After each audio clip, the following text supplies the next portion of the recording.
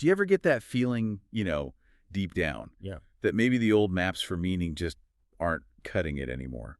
Or perhaps you've wondered, like, what does it really take to break through your limits, to forge a past that's completely yours? Well, today, we are going deep. This isn't just dipping a toe in. We're doing a proper deep dive into one of philosophy's most, well, electrifying works. Yeah. And definitely one of the most misunderstood, Friedrich Nietzsche's Thus Spoke Zarathustra. Oh.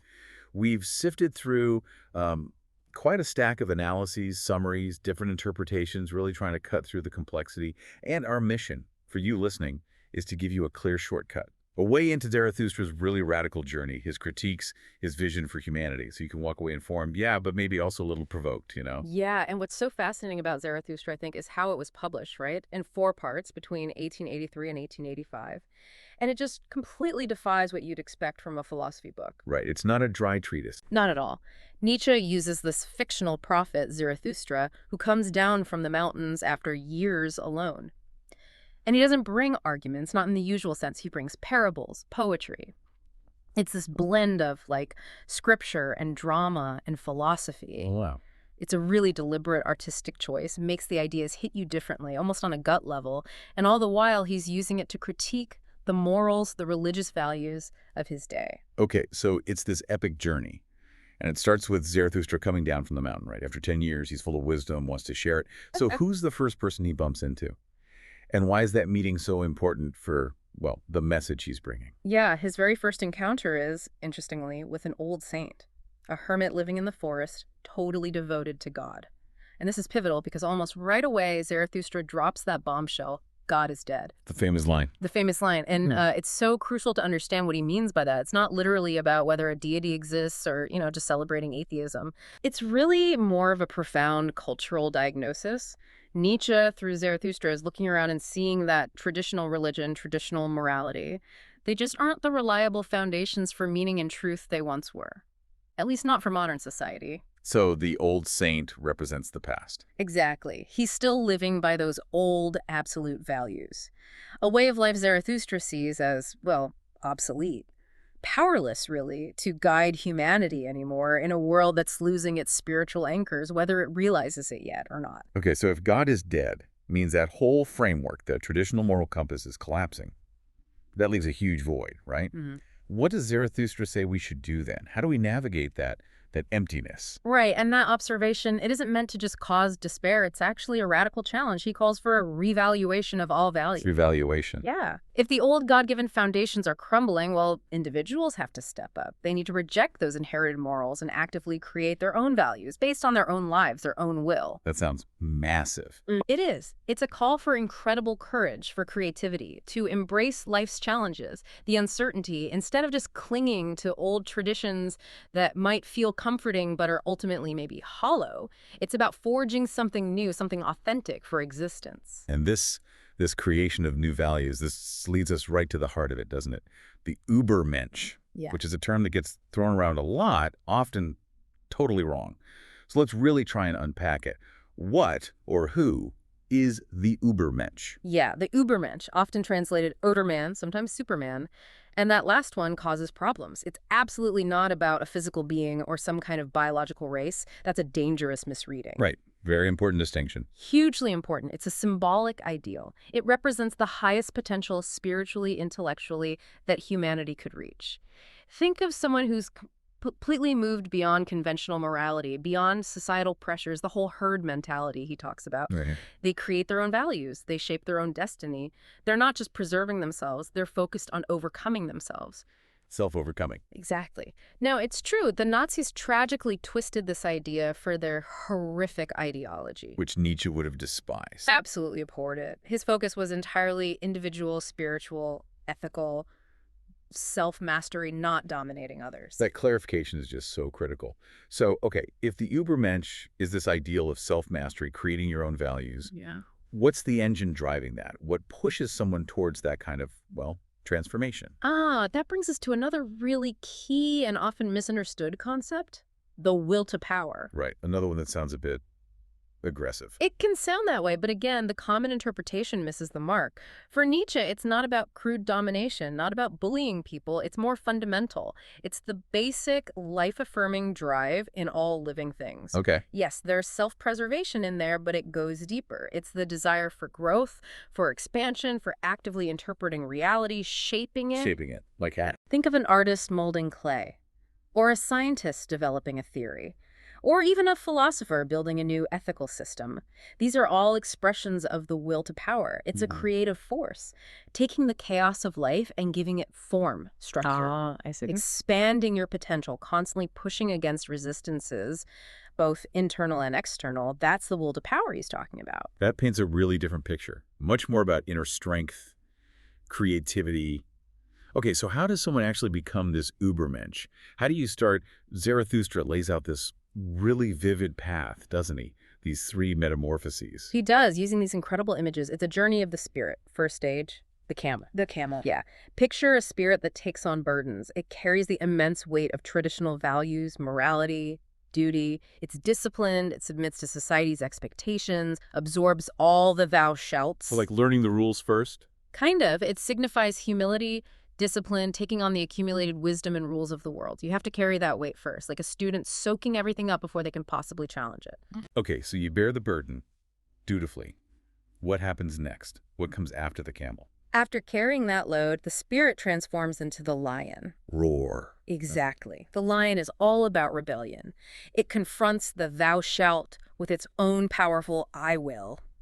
It asserts fierce individuality, questions everything, breaks free from those external values that the camel carried. So it's destructive in a way. It has to be. It destroys the old moralities to clear the ground.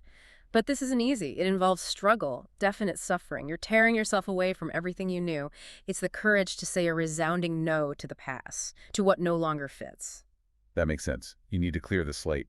So what's the final stage? After the rebellion, where do you end up? The third and final metamorphosis is the child. The child. Interesting. Yeah, it symbolizes the emergence of the Übermensch itself. The child is innocent, spontaneous, creative, utterly unburdened by tradition or even the memory of the fight. The child is free to create new values, to play with life. It embodies this joyful yes to existence. It has the power to begin again, completely fresh. Wow. Like a new beginning. A radical new beginning, a state of pure affirmation, like art, creating meaning purely from within. But that whole journey, camel, lion, child, it demands immense effort, constant self-overcoming. It's not a comfortable ride. No, it sounds incredibly demanding, almost painful, really. Going from duty to rebellion to this state of, like, pure creation. But Zarathustra isn't just offering this path, is he? He's also got some pretty harsh words for the society he finds when he comes down from the mountain. He thinks it stifles people. Oh, absolutely. He launches a fierce critique. He really goes after what he calls herd morality. Herd morality. Yeah, he strongly links it with Christianity and also with the democratic ideas emerging then. He saw it as a slave morality. Slave morality, what does he mean by that? He thought it originated from resentment, from the weak. Values like humility, pity, self-denial, loving your neighbor, turning the other cheek. He argued these became virtues because they protect the weak, the collective, the herd. But in doing so, they hold back the potential for individual greatness, for strength. Okay, that's provocative. Definitely. And he contrasts it sharply with what he calls master morality. This, he says, arises naturally from the strong, the noble, the powerful spirit. It values things like pride, courage, ambition, self-affirmation. It's not about being cruel necessarily, but about creating values from a position of strength and abundance, not reacting out of weakness or resentment. Wow. Okay. And this critique also introduces another figure, right? Yeah. The last man, he sounds ominous. He is. The last man is maybe one of Nietzsche's most chilling warnings. He represents the endpoint of modern society's complacency, its mediocrity. This is the person who wants only comfort, only security, avoids suffering at all costs. Sounds familiar, maybe. Well, yes. The last man lacks any real ambition, scoffs at grand ideals, just wants a pleasant, risk-free, predictable life.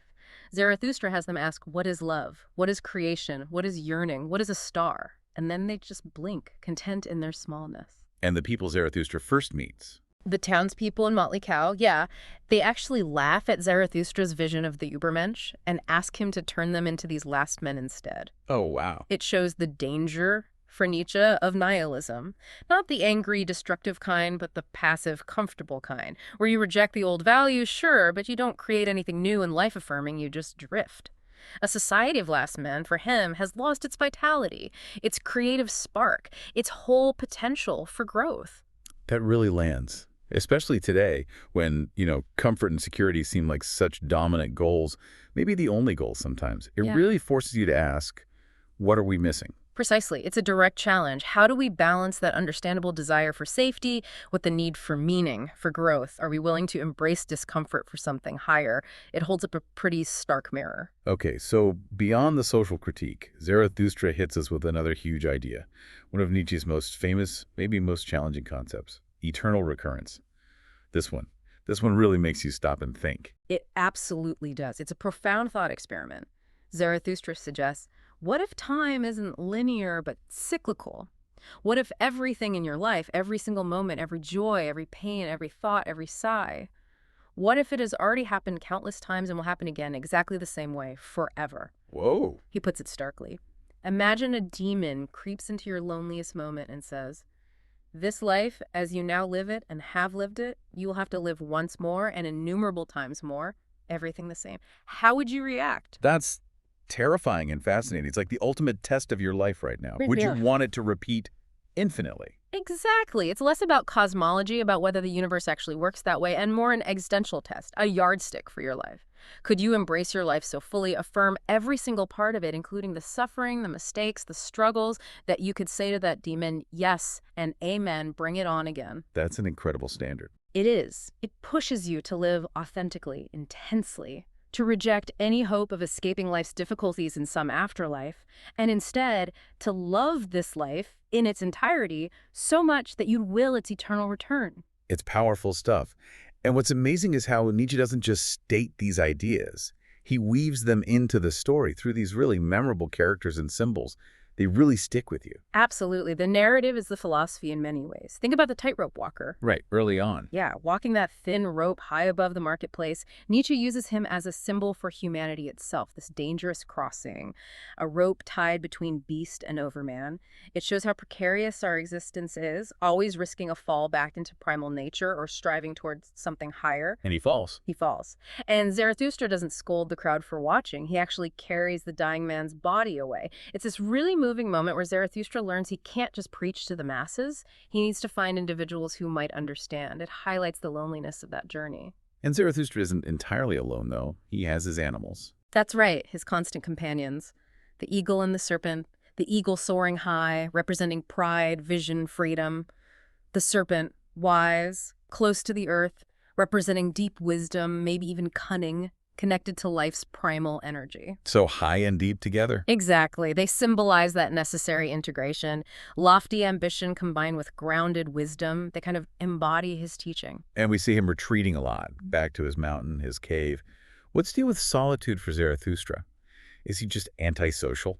Not really escaping, no. It's more like a creative necessity, like an artist needing their studio.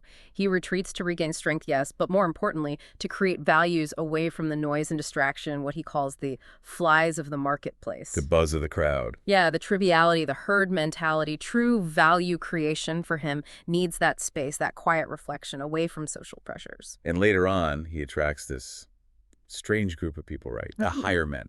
Yes, in the fourth part, which is quite satirical, he gathers these figures he ironically calls the higher men. They're all examples of incomplete transformation, people who've broken away from the old ways but haven't quite reached the new. Like who? There's the last pope, mourning the dead god, the ugliest man who says he killed God but is still consumed by guilt. There are kings without purpose, a sorcerer, a conscientious man of the spirit. They're all sort of stuck, somewhere between the camel and the child. And Zarathustra's relationship with them is complex. Very. He pities them, tries to help them, but ultimately after this bizarre scene called the Ass Festival, where they end up worshiping a donkey. Seriously? Yeah, it's quite something. He realizes they've misunderstood him, mistaken him for just another founder of a religion. He sees his real task isn't gathering disciples, but preparing the way for future creators. It's amazing how he uses everything, the story, the symbols, even humor and satire. It's not just dry philosophy. Not at all. And that's intentional. Art, laughter, dance, These aren't just extras for Nietzsche, they are fundamental. They're tools against the spirit of gravity, his term, for that life-denying seriousness, resentment, pessimism. Zarathustra sings and dances his philosophy. The style is the argument. Exactly. Those vivid images, the characters, the parables, they're not just illustrating the ideas. They are the ideas, in a way. They make it visceral, memorable, human. Okay, so let's try and wrap our heads around this. We've covered a lot. The death of God, the Übermensch, the three metamorphoses, Right. herd, morality, eternal recurrence. It's a lot to take in. What's the lasting impact here? Well, Thus Spoke Zarathustra undeniably shook things up. Its impact on modern thought is huge. That emphasis on individuality, on self-overcoming, rejecting the herd mentality, it resonated deeply with existentialists, with postmodern thinkers, with anyone interested in self-empowerment, really. It still feels relevant. It absolutely does. It keeps provoking debate, pushing people to confront life's big questions, its contradictions, to think about their own potential for creating meaning. Its influence is just undeniable in how we talk about personal growth, authenticity, that call to question, to create, and ultimately to affirm life fully. Yeah. Nietzsche definitely doesn't give you easy answers. It's more like this demanding, maybe even exhilarating invitation. So, for you listening, how might you face your own existence with that kind of courage and creativity, instead of maybe defaulting to comfort and security? What parts of your life right now would you genuinely, truly say yes to if you knew they'd repeat forever? And maybe the biggest question, what values could you create for yourself, free from traditions that maybe don't serve you anymore? Definitely something to think about. Keep diving deep, everyone, and keep questioning.